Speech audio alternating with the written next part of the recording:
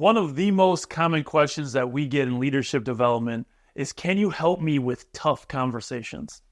And it makes sense too, because according to Forbes, over 70% of leaders in the workplace say that they are avoiding or ignoring a conversation they know needs to happen. I don't know about you, but I know what that feels like too. I know what it feels like to have that fear of a tough conversation that lies ahead.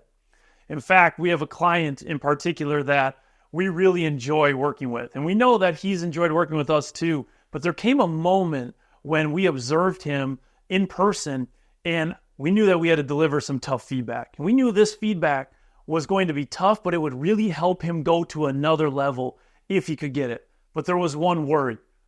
What if he says, screw it? What if he says, I don't want to hear that anymore and I'm out of here? Have you ever had that in business where you had to take that risk of this conversation could go wrong, but in my heart, I need to have it. And so we did it. Our next training session together, I laid out the feedback directly for him.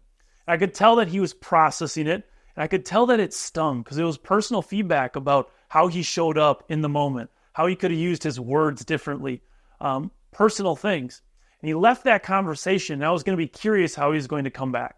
So 2 weeks later, we jump on a phone call together, our next session. And he starts off by going, Lucas, I've been thinking about that feedback you told me every single day these past 2 weeks. So now I'm going, all right, where's this going? And he said, I want you to know that when I got off that phone with you, I did not like you. In fact, I started to wonder, why the heck am I paying for this guy to tell me feedback like that? And I was pretty upset for a couple days.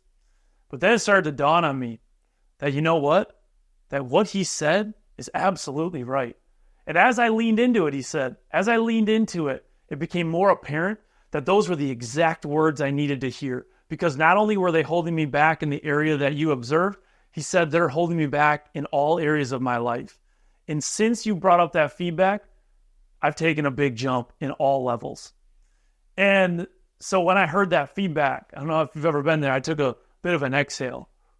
But to this day, it's feedback that I know has helped to transform his life. And very easily, I could have skipped it over. I could have skipped it because the short-term risk might have been too high.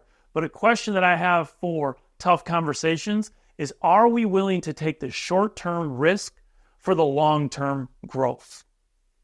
And I know in my journey, looking back, I avoided some of those tough conversations. I know we all have, right? And you kind of kick the can down the road and you hope that maybe that behavior is going to change or it's just going to go away on its own because it makes us feel uncomfortable, or maybe we don't know how to have those conversations. But what's the cost of not having those conversations? To me, that's the question. And one question I began asking myself, what's more important, my own personal level of comfort or the success of our organization? And in order for us to continue to grow, we needed to lean into having tough conversations, because ultimately what we permit is what we promote, right? And as we walk by behavior that's not up to our standard in our organization and we let it slide because we don't want to hurt somebody's feelings or we want to feel really comfortable in that moment, what we've done is now set a new standard, a lower standard. So as leaders, not only do we have to have the mindset to have these tough conversations, we have to have the skill set. We have to have the tools and the processes on how to effectively have these tough conversations. And I wish I would have had these tools that we have today. I wish I would have had those 20 years ago because they are powerful. Our process is a game changer.